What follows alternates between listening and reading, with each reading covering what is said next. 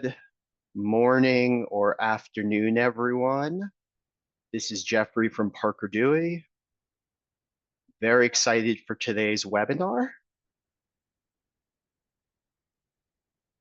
Good to see some familiar names. I would say faces, except I just see the names. So while we are waiting for the Zoom room to populate, instead of having to listen to me ramble, we're going to put up a quick poll that we'd love you to take a look at, specifically asking some of the biggest challenges or concerns about this coming campus recruiting season.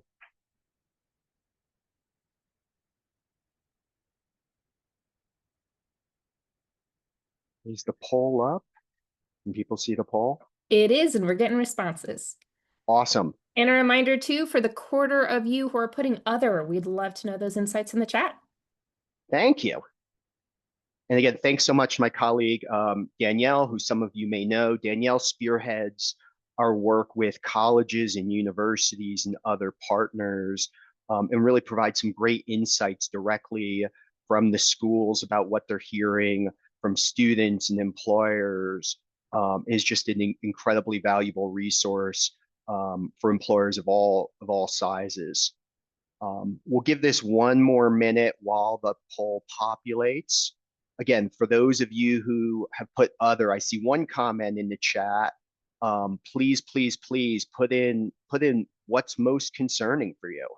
You can also pick multiple answers and multiple things, because I'm sure it's not just one thing keeping us all up at night. We do not have internships. That seemed to be what all students want. Carol, I agree. And we'll talk a little bit about that today. But internships are so valuable. Students continue to say it's a great way to learn about organizations and demonstrate skills. For employers, they're incredibly valuable and useful as well. So we'll go in. I am showing 12:02 in Chicago. So let's kick this off. Good afternoon, everyone. I am Jeffrey from Parker Dewey, the founder and CEO.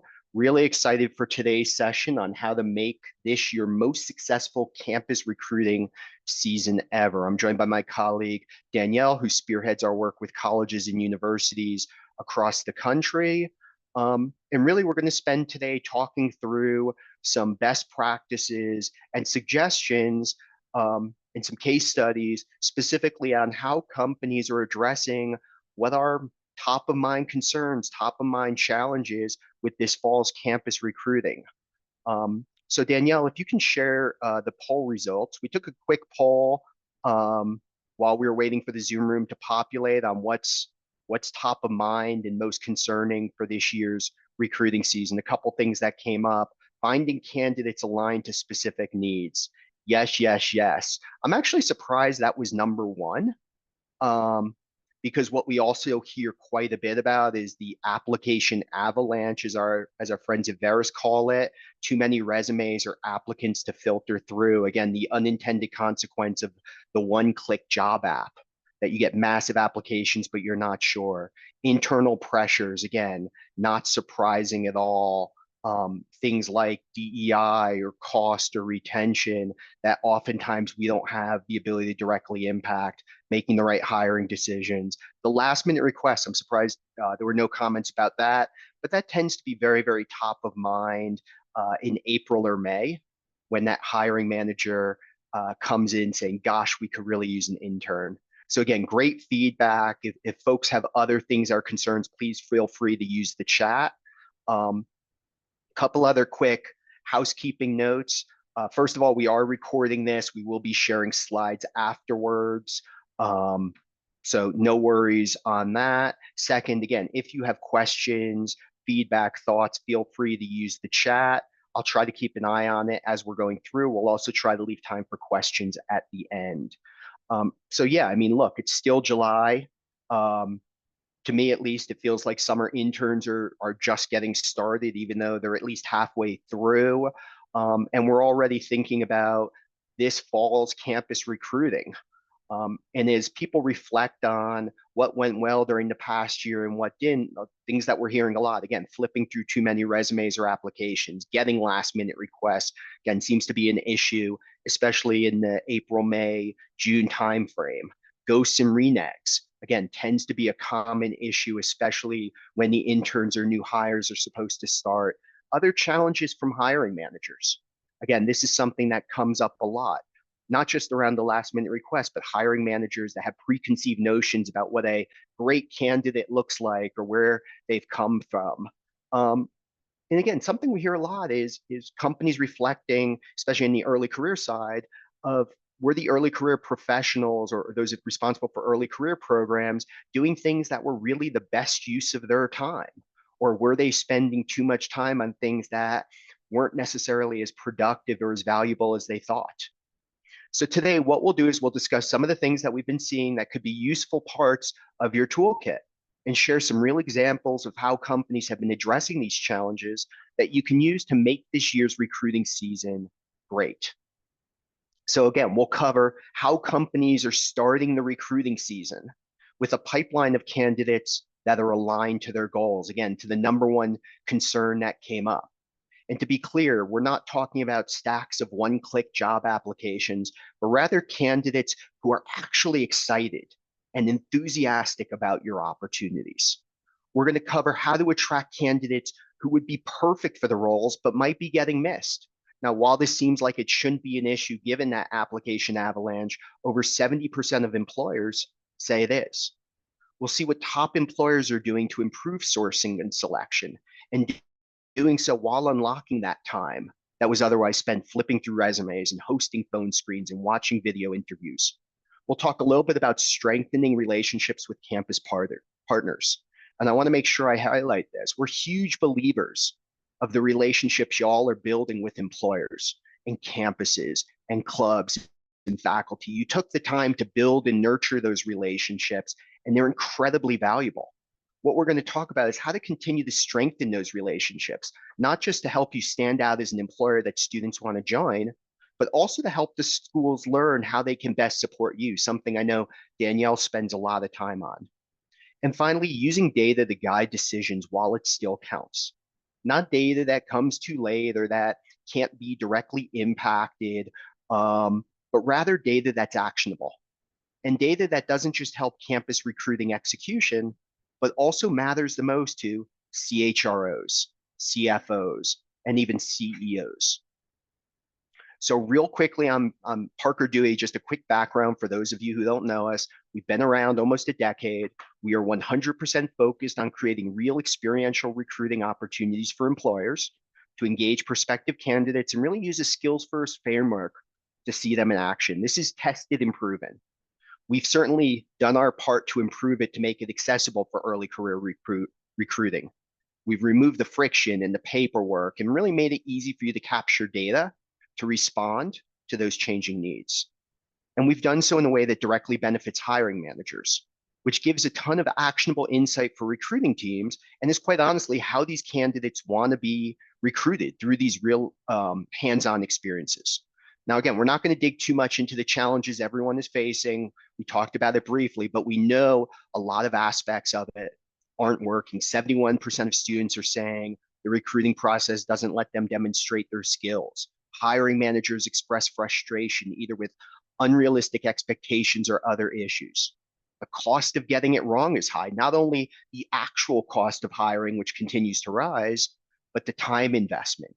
The time investment, again, flipping through resumes and spending time with people that may not be the right fit and still struggling to drive interest with candidates that align to the needs. They get the volume, but not necessarily the right ones.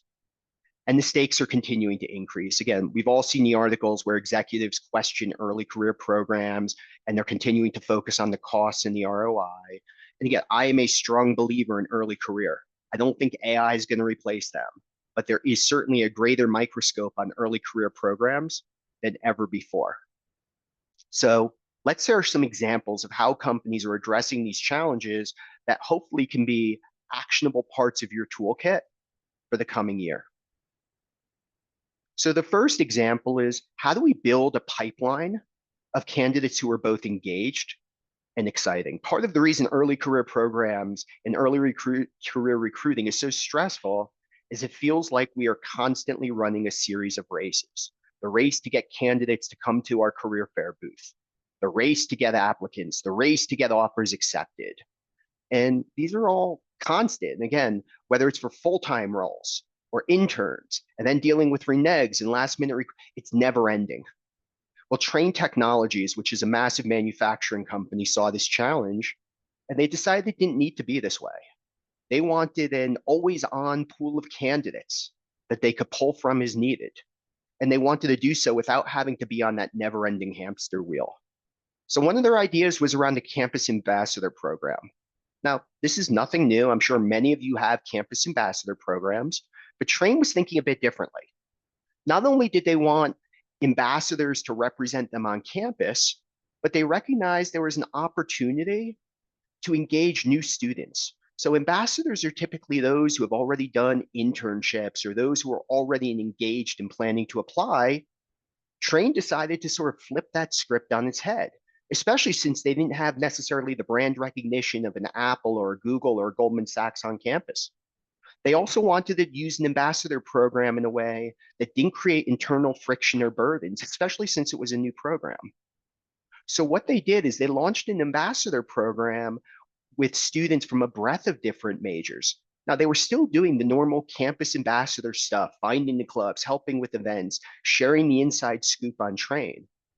But by offering the opportunity more broadly, not just to the former student interns or those who came to various info sessions, they were able to use the process of recruiting and selecting the campus ambassadors to drive interest from students who weren't otherwise aware of Train or planning to apply. So at a given school, not only did they have the one or two ambassadors and the ambassadors engaged, but the hundreds or thousands of other students who applied to the ambassadorship itself. And it wasn't just the names or the resumes from one-click applications. Train had real data on the students' interest and skills. And again, not just of those ambassadors who were selected, but everyone else who applied. And we'll talk more about the insights on the interest and skills in a bit. But one of the things you can see when what Train has is this, again, this pipeline. So when they get that request from for an engineer with ties to the state of Indiana, that student is already engaged. Again, you can see on the screen the student who goes to Purdue but is from Ligonier, Indiana. They're already warm, they're already engaged. And it's not just a one-click job application, but but Train can see how engaged the students are. Are they applying to one job? Or are they applying to multiple at Train? Are their answers to questions thoughtful? How are they performing? Are they doing a great job when they're selected for projects? Now, this works anywhere, but Train started this program on campuses where it already had a relationship. What about finding those candidates who might be getting missed because you're not on campus or only looking at certain majors? This is where global medical device company Smith Nephew provides an incredible example. So not only were they concerned about missing candidates in general, they were highly focused on recruiting student athletes for business development roles they had, especially given Smith Nephew's focus on sports medicine. They also realized that while they had local offices across the US who had great relationships with those local colleges, there were plenty of students attending school in Florida or Illinois or California who were from Andover or Memphis or Austin, where Smith Nephew had offices, but wasn't able to go to all of those schools around the country. So what Smith Nephew did was create small projects that served as auditions for business development roles. They were able to target candidates who had ties to their local office locations, but may have attended school elsewhere. Now, not only were these projects an effective carrot to drive interest from the right candidates, hiring managers loved it. It saved them a ton of time sort of evaluating, and they got an early look at the skills. In fact, this was vital. So one of the things, again, we're not allowed to share Smith Nephew's numbers in this case, but typical first year turnover in this type of business development role is well north of 50% and often closer to 80%. In contrast, Smith Nephew had 100% first year retention for the students who were ultimately hired for these full-time business development roles.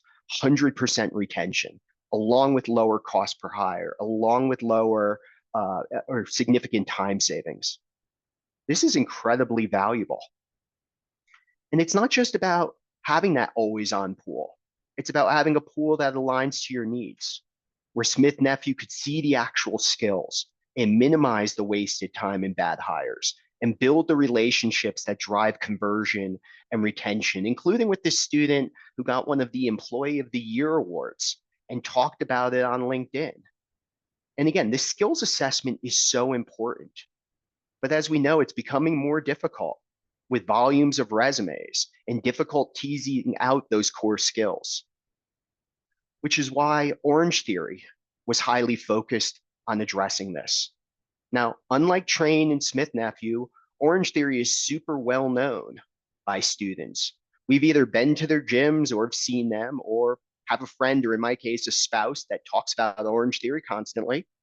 But it's a little bit of a double-edged sword, as when students would see job postings for Orange Theory or see them on campus, they automatically assume those roles were in the gyms. So what was happening was Orange Theory was getting stacks of resumes that weren't really aligned to their needs. And then also we're getting last minute requests from hiring managers. So what Orange Theory did was identify tasks that always seem to come up for for hiring managers. And to be direct, we help them with that. We help them understand what some of those tasks would be. Things like the sales team with lead generation or data cleansing, or with content creation for the marketing team, or even within HR itself, updating job descriptions or doing research on new employee best practices for onboarding. So while hiring managers certainly appreciate the extra set of hands, these projects also very directly supported the campus recruiting work. It allowed the early career team to quickly get insights on candidates, to determine who should be offered that interview, they should spend time recruiting. And it wasn't from some AI or some other filter or GPA or major. It was based upon actual feedback on how the students did on these projects. This was also aligned to other objectives of the early career team. So for instance, and I'd be interested to see, again, feel free to comment in the chat. HR knows that academic pedigree isn't a good predictor. They know that that doesn't decide where you go to school, or your major doesn't determine if you're a great hire. But the hiring managers there were still relying on GPA in school. Through this program, hiring managers quickly realized that the best candidates came from other programs and may not have had the 3.5 or 3.6 GPA. And in fact, HR leader on another team saw this themselves. They were hiring for their own summer intern role and had two different students research best practices for new hire onboarding. One of those students was an HR major from a very prestigious college with a 4-point GPA. The other was a general business student. I think the major was business administration, who went to a community college before transferring and whose GPA was not nearly as strong. Now, looking at the two examples on the left, I'm sure you can guess where I'm going with this. But who do you think was submitted which one? Well, both submitted good data, but the one at the bottom really showcased those skills beyond the technical understanding of HR. They demonstrate communication, the presentation skills, the empathy with how a hiring manager is going to look at data. They demonstrated their level of interest in this role. Again, data that's hard to get even from an interview. And what was really interesting to me is the hiring manager said the student at the bottom, the one where, again, it's orange and black, said the student wouldn't have even gotten an interview normally based upon major and GPA. Fast forward, she was an HR intern and then ultimately got a full-time role. But it's not just the work product and the feedback. Orange Theory also had insights on the level of interest. While the student was selected for 2 projects and did a great job, they were able to see she applied for a lot of other projects there. And it wasn't just the one-click job application. She had to answer a couple of real short questions. That's important for the students to have some skin in the game. It not only shows that she has the skills, but it provided Orange Theory the data and the confidence level to know that if she was made an offer, she would convert and stay. This is why the hiring manager was so thrilled to share they made an incredible hire, one that they never would have found otherwise. Now, it's certainly great to find that amazing candidate from a school where you haven't recruited before, but what about those schools where you already have the great relationships? How do you get the most out of them? Well, that's what HCA did. HCA, which is one of the preeminent healthcare organizations in the US, has spent years, I'm sure like many of you, building great relationships with colleges. And while competition for talent is always fierce, it's an especially massive issue in healthcare, where there's a huge shortage of candidates, not just doctors and nurses, but other areas of allied health like x-ray technicians. Also true for those supporting roles like medical billing or HR. So one of the things HCA realized was, how do we engage students earlier? Now, they built great relationships with clubs and hosted events, but they weren't really getting to know those first and second year students, especially since their summer internships were typically only for rising seniors. They also realized they were missing out on those students who weren't thinking about healthcare, who thought it was just for doctors and nurses. HCA thought there was a great opportunity to introduce those students to the healthcare space.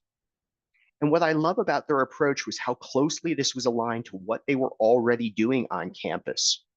For the students attending career fairs, HCA was offering projects as a way to keep them warm, whether it was a second year where they wanted to focus on driving interest, or a junior or senior they were planning to interview, but wanted to keep warm between the career fair, the info session, and the interviews.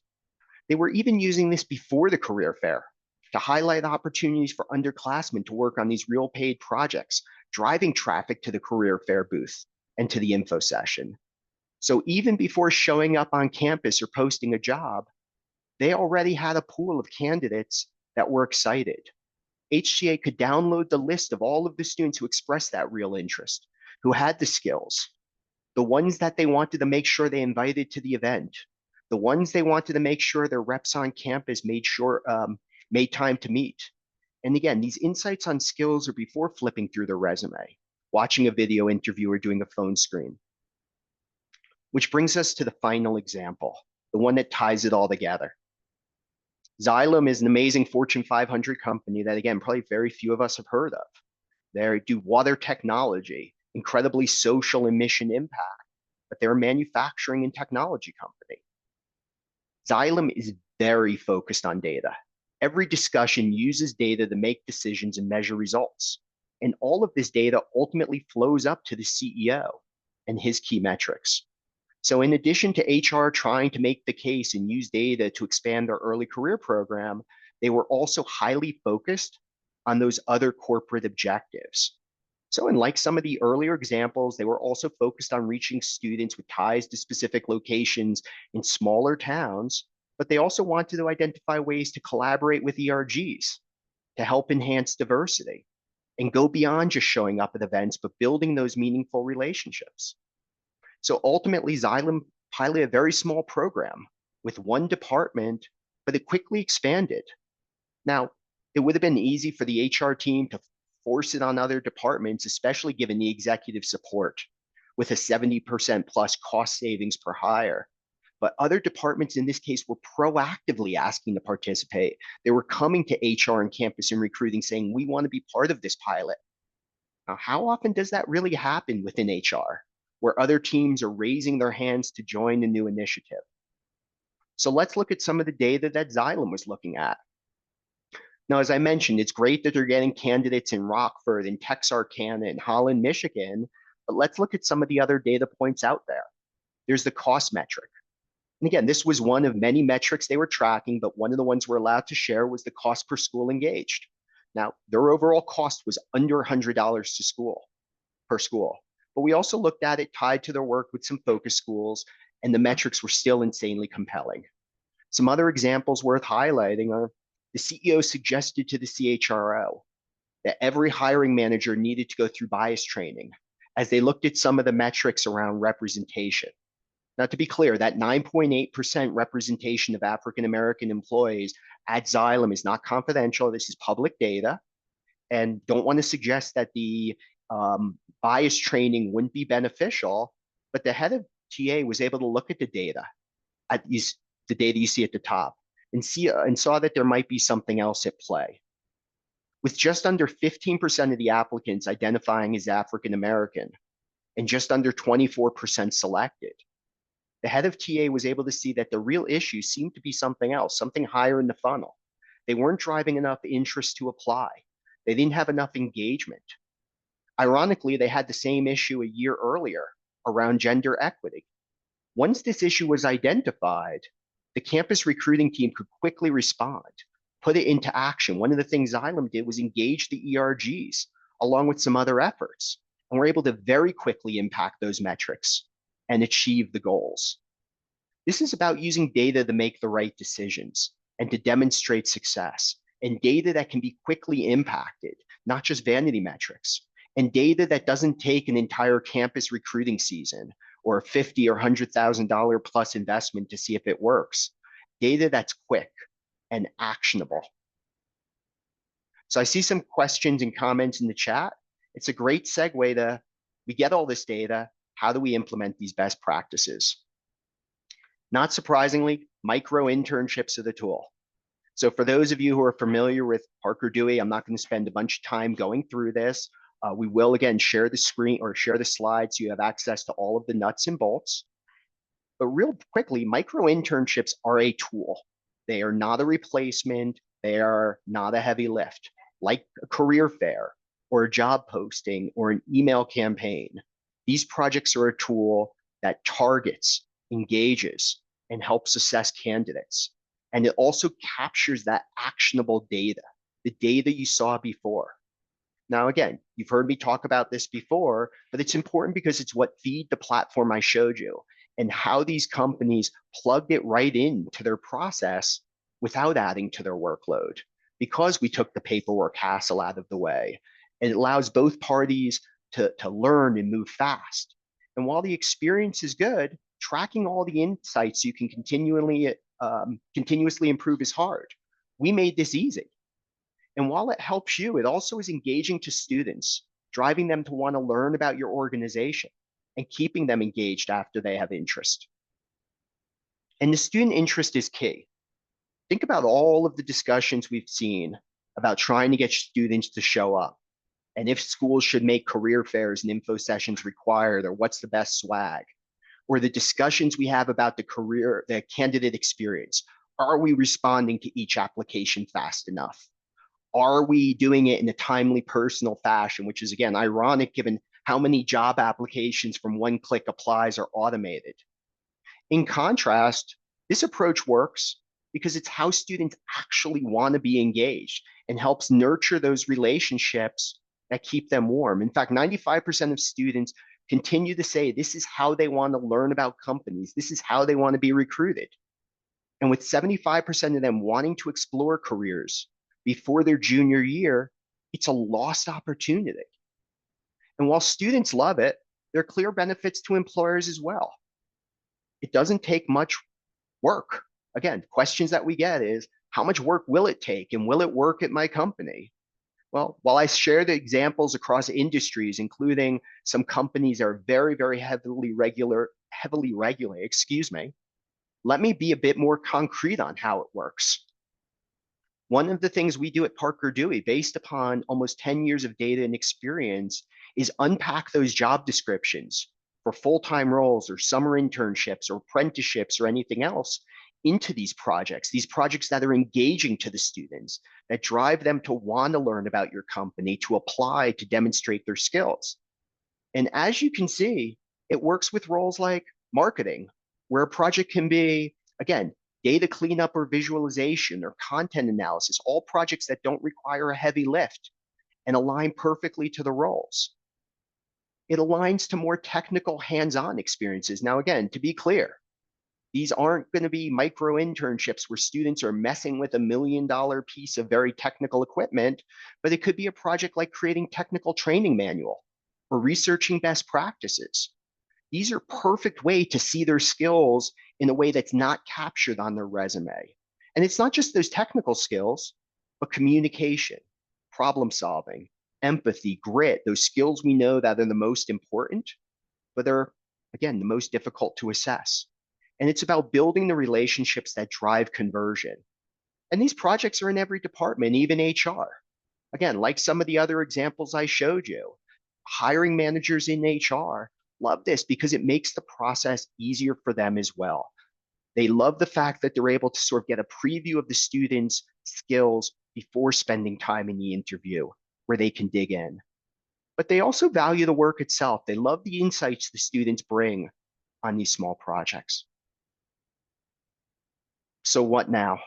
Well, as you wrap up your summer internship program and really prepare to head back to campus, keep the 5 strategies in mind. Learn, think about how you can start the season with students who are already aligned and ready to go, and how wonderful it will be to show up on campus with an already warm group of students. How to reach those students beyond the focus schools or beyond the majors or from other places who could align perfectly, but they're getting missed. How you can sort of make the sourcing process easier, spend less time flipping through resumes and scheduling phone screens and more time on those strategic initiatives. Continuing to deepen those relationships with schools and ultimately having data that you can access and can use to guide the decisions. So I am going to stop talking. In the chat, I'm going to share 2 links. One is a link to the presentation, which we will email around. The second is for anyone that's interested in scheduling a more in-depth conversation around their organization and specific roles they have, specific goals, specific needs, questions, concerns. I included a link to schedule that as well. I know I and my colleagues would be happy to do that. With that, let me see if there's any questions in the chat. Again, wanted to keep it to 30 minutes or so, but again, I'm happy to stick around and answer questions. So I see great question in chat. Nonprofits use this approach. Yes, yes, yes, they do. In fact, one of my favorite stories is a nonprofit that had a student do a micro internship reviewing IRS 990 forms to help support their fundraising efforts. And the nonprofit came back to us a couple of months later and said the student did an amazing job, was able to actually find a couple of funding sources that became move the needle, I think was their exact term, funding sources, and actually allowed us to hire that student for a full-time role. They were able to essentially create your own role through the funding of the student's work on the micro internship. Beth, I saw a question you have about examples of these audition projects. Yeah, again, I'm not sure how well I covered it here, but the one Smith Nephew specifically used was for a business development role. And they had the student go research 5 or 10 companies that they thought would be good prospects. And for each of those prospects, review Smith Nephew's work and highlight why Smith Nephew in bullet point form, why Smith Nephew would be a good or why that would be a good prospect for Smith Nephew and why Smith Nephew was competitively differentiated versus competitors. And then put together a couple of talk tracks on how the student would engage those individuals and put together a very brief presentation highlighting Smith Nephew's products.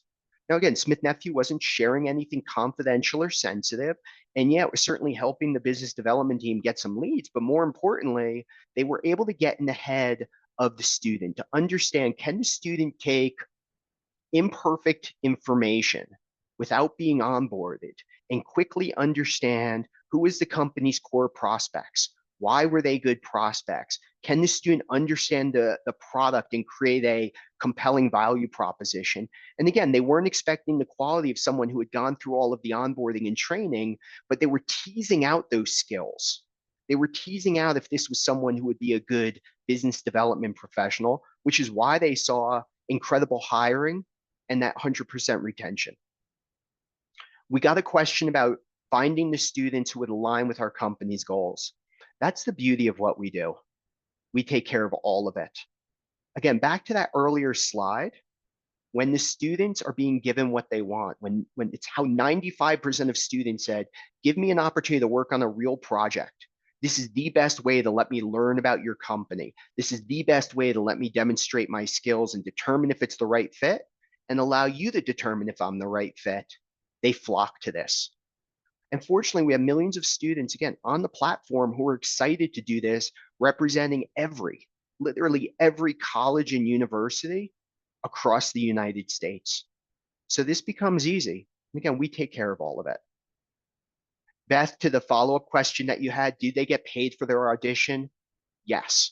And while I can't share Smith Nephew's exact numbers, I can share that we've seen that business development audition project done in a way. And again, just to give you an example, one company had 10 students do it, paid each of the students, I think, $250. So their total cost of paying the students to audition was $2,500. For those 10 students who did the project, I think it led to either 4 or 5 hires. I don't remember exactly. But let's say it was just four. 2,500 divided by four. That's what, just over $825 per hire. That was their total cost per hire. And by the way, again, 100% retention rate. That's pretty compelling. That's pretty compelling. By the way, on the payment side, I want to make one other thing clear. We survey the students consistently, and we ask them why they participate in these micro internships. Pay is consistently at the bottom of the list. They're not doing it as a side hustle to make beer money. They're doing it because they want the experience. They want to build their resume. They want to build their network. They want to determine if the company's the right fit. They want to get their foot in the door or learn about different industries so they can determine the right pathway. But the projects are paid, and this is vital because by paying the students for the project, it does two things. First of all, it's a great way to build the employer brand, especially since it's fair. When students are talking about it and talking about the opportunity to work on these projects, it's a great way to level up the company. Students don't feel taken advantage of. But the second reason is even more important. It ensures every student has access to participate, not just rich kids who can afford to spend 5, 10, 20 hours doing unpaid work or simulations or whatever, so they can maybe possibly get their foot in the door, but rather the student that's driving an Uber part-time to pay for books or rent or food. They're not forced to make that decision of, do I want to learn about the company and demonstrate skills, or do I want to eat this week? They're now able to do both. Or the student who, again, sorry, we got another question in there. Or the student who is taking care of family. Again, these are really, really important. These bite-sized projects ensure that you're not missing out on candidates because they weren't able to self-select in because they couldn't afford to do so. The other thing that's important is just the student motivation. If I know that Parker Dewey is the perfect place I want to work, I am 100% certain of it. It's been my dream job since I was 4 years old. Yeah, I'm going to go invest the time in doing a bunch of simulations. I'm going to show up to every event on campus. I'm going to do everything to get that advantage to get in the door. But that's not the way things are for the vast majority of companies or students. Again, the campus recruiting effort should be focused on really three things. It's driving interest by students in your organization, students that align to your goals. It's about assessing the skills, making sure the student's the right fit and helping the student determine if your organization's the right fit, and building the relationships that give you a competitive advantage in converting those students to hires. That's very much where this approach fits in. Everything is about this. Everything is about creating that win-win for the employers and the students that ultimately leads to the best hiring outcomes, the best hiring outcomes measured by cost per hire, the best hiring outcomes measured by retention, the best hiring outcomes measured by other corporate objectives, the best hiring outcomes measured by how many times did I have to fight fires with hiring managers or others? Or how much time did I spend on things that may not have been the best use of time? We're focused on creating the best hiring outcomes for everyone. Any other questions in the chat? I'm looking through. It looks like Danielle was all over this. Yes, I again shared the presentation link and we'll send it again over email. Um, Carol, to an earlier question, I'm just working backwards. For organizations that do not have traditional summer internships, this also provides a great opportunity to dip their toe in the water. A great way, and we've seen a lot of organizations doing that, both smaller and larger ones, that they're using these project-based experiences to essentially help the organization explore if they want to start doing more traditional summer internships or apprenticeships, or if they want to bring early career hiring. There's a technology company we worked with that only hired seasoned engineers and other professionals, people with 5, 10, 20 years experience at a minimum. They use this approach because they recognized there was a lost opportunity with earlier career talent. They use this approach to start to bring it in, to get hiring managers on board, to recognize that you don't necessarily need someone with 20 years of experience in every role. Any other questions, feedback, thoughts? Well, with that, this will wrap up the webinar. As I said, I appreciate everyone joining us today. We will be sharing a link to the recording, the slides, and all of the other fun stuff. But again, I urge you, please don't be bashful. Hopefully it came across today. We love this. We love working with companies to really create solutions to address their goals. Every one of the ideas I shared today didn't come from us. It came from those organizations that were talking about specific challenges they had and ways they wanted to use experiential recruiting to address those challenges. And we love working with organizations of all sizes to do this. So with that, this concludes the webinar. Thank you again, everyone. I really appreciate your time. Have a wonderful Friday Eve.